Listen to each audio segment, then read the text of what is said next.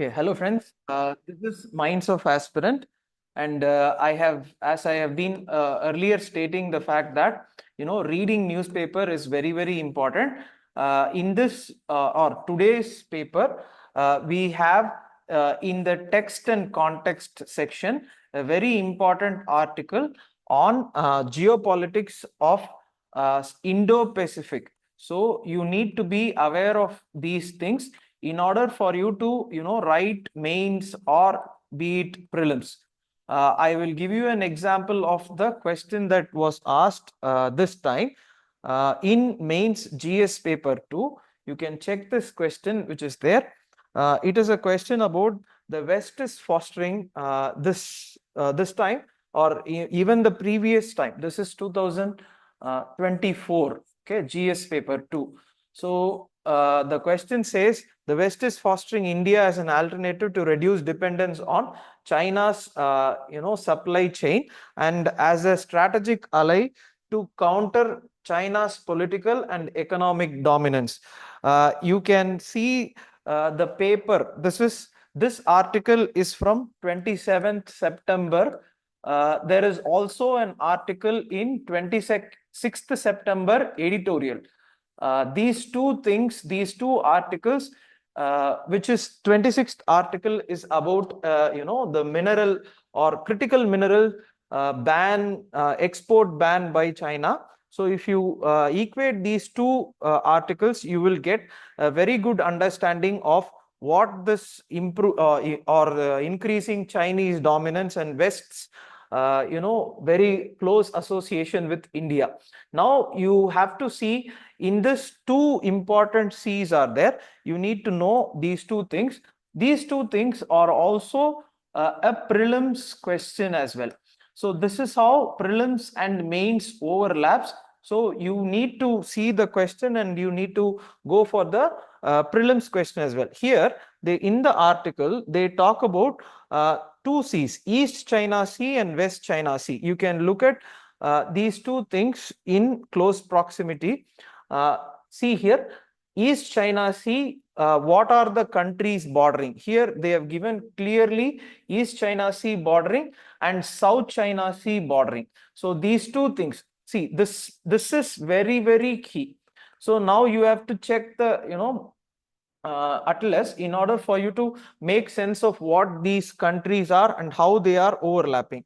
In this article itself, they had given how the overlapping happens. You can check this diagram or this map. You will find that this is the South China Sea, and this is where Chinese are creating a problem. Last time, I think the prelims question was about last time or a year before. The question was about this 9-dash line, or there is a line in which China wants it is telling that these are areas within this line. These are areas within Chinese territory. So they are building this Scarborough Shoal, Spratly Island. This was, I think, the question. 2022, you can check it.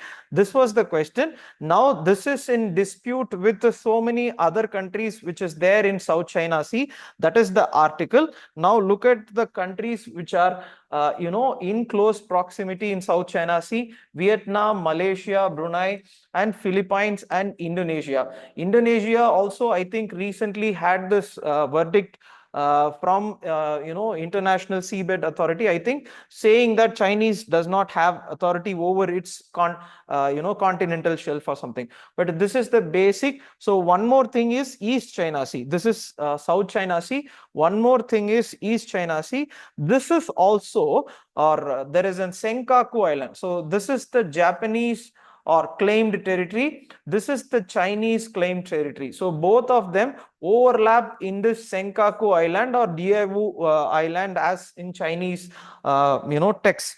So this also is a prelims question. So please note down what is this Senkaku Island and this island in the South China Sea, which is the Spratly Island. Both these questions have been asked. Now come to the article which talks about how this East China Sea and South China Sea have resulted in the conflict. Now look at it. It says that the Chinese, so what why it is, or why these things are important to China is that they want to assert it based on their sovereignty. Their claim is basically territorial, expansionist, national security. These are all the claims that they have. Historical also they give. They say that the South China Sea and Diao Sea. Look at this. Diao Island is the Senkaku Island. They have this whole right in this, and the claim that they make is actually territorial. But other countries have other claims as well. But so this is the claim that Chinese make. But why is it significant? This is the part you should note down as well. Why is this significant? Why China may claim that it wants for the territorial zone, but why is it significant? Means one is, see, look at it here itself. They have given there is a critical choke point, that is Taiwan. Taiwan Strait. So this is the Taiwan Strait. It comes around this point. You can look at it. This is the area, or this is the area in which you have, this is a choke point, very important choke point. In this area, what they say is that there are undersea cables, maritime zone, fishing zone, all these things are important. But this is an important point that you should note out. It's about this, the digital world becoming important, and hence this zone becoming very important. The second is that there is 10 billion barrels, or you can go for second point is petroleum. Third point is LPG, or liquefied natural gas. The fourth point is actually untapped oil and natural gas. So this zone, which is South China Sea and the East China Sea, which is South China Sea and the East China Sea, very important as to all these factors. Now look at what is China doing in this region, or how the conflict is arising. This is one part which is there addressed very well in this, this whole point. They are actually, look at this, they are building ports, military installations, airstrips, artificial islands. They are doing it in this Shoal Island as well, or the Spratly Island as well.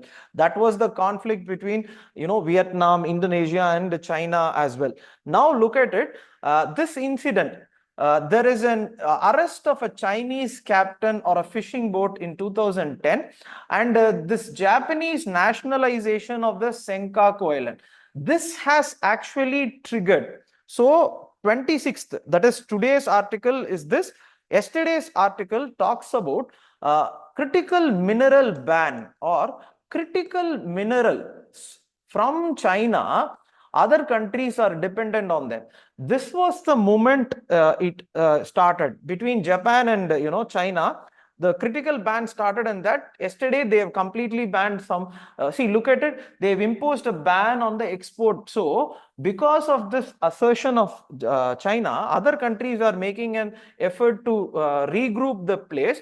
But what China is actually doing is that they are banning rare earths. And this has been an issue in everything. This, they say that this is a gray zone operation, or gray zone operation is that they are, they are not, or in this zone,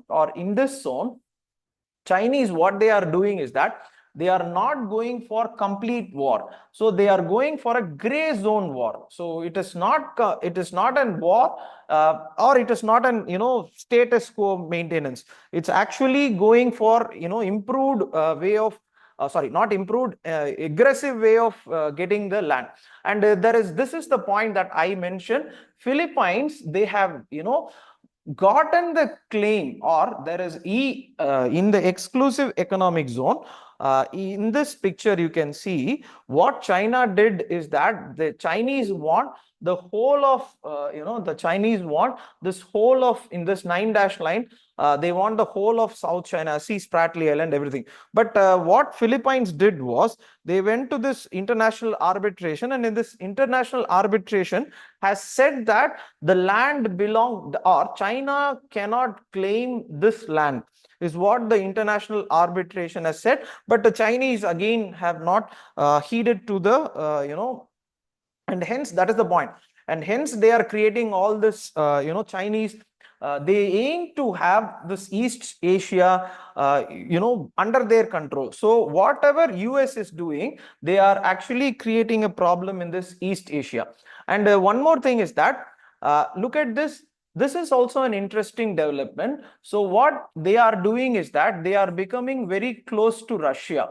So because of this East China Sea, the US is coming inside, all these diplomatic geopolitical issues in the Pacific. But what the China is doing is that they are becoming very close to Russia.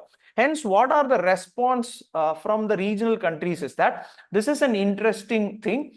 Japan now is increasing its defense expenditure. It's doubling its defense expenditure. This is actually, see, after 1950, USA was part of the defense architecture of Japan, but Japan did not improve its architecture because of this non-violence concept, or nuclear holocaust which happened there. But first time they are increasing their capabilities more. The second is this, look at this, the other countries, they are also, this is one. So anyone with the GS paper 2 or PSIR, political science, you can note it down. That is one way of improving, your capabilities against China. The second is engaged in a battle of narratives. This is also very key. That is, you can show the world what the Chinese are doing. You can upload it in. So this also can be used in use of social media. Social media, how can it be used in diplomacy, or technology, how it can be used in diplomacy. So these are the things you should note down from the paper. Next, third and the last is that there is an alliance formation between all these East China and South China countries along with USA. This is one interesting or very important event which is taking place in the world. Not only this, you can also see Indo-Pacific Economic Pact. There is a pact which is going, and there is AUKUS, which is actually, USA, Australia, Japan, and these countries are becoming very close in this region. There is also Quad, which is there. Basically, what these are doing is that they are coming to the Indo-Pacific zone because of this assertion of China. Now, why these things are important and how this is related to Taiwan, or critical elements, or how these things are in relation to the semiconductor industry today, you can check, or you please think about it. I will make why these are all concerned with the semiconductor industry today that we are showing, or we are making in India. And how all these things are connected. So the next video will be about that. I hope you enjoyed the video. Please subscribe to Minds of Aspirant, and any other doubts you may have, please, you can post it in the group. I will put it in put the video in the long run. And you can also check the programs that we are going to do. We are going to start this Acumen program, which is the answer writing program. And we are also going to start the Sing Shang program, which is actually the prelims complete guidance for 2025, which will be very soon. This Acumen answer writing program is a phase 2. So phase 1 has been completed. So this is phase 2. You can ask for your doubts. And also there is an year-long Acumen marathon program, which we are going to start. Any doubts you may have, you please, you can call the number which is there in the group. They will be very happy to inform you the way and methodology. Thank you and all the best.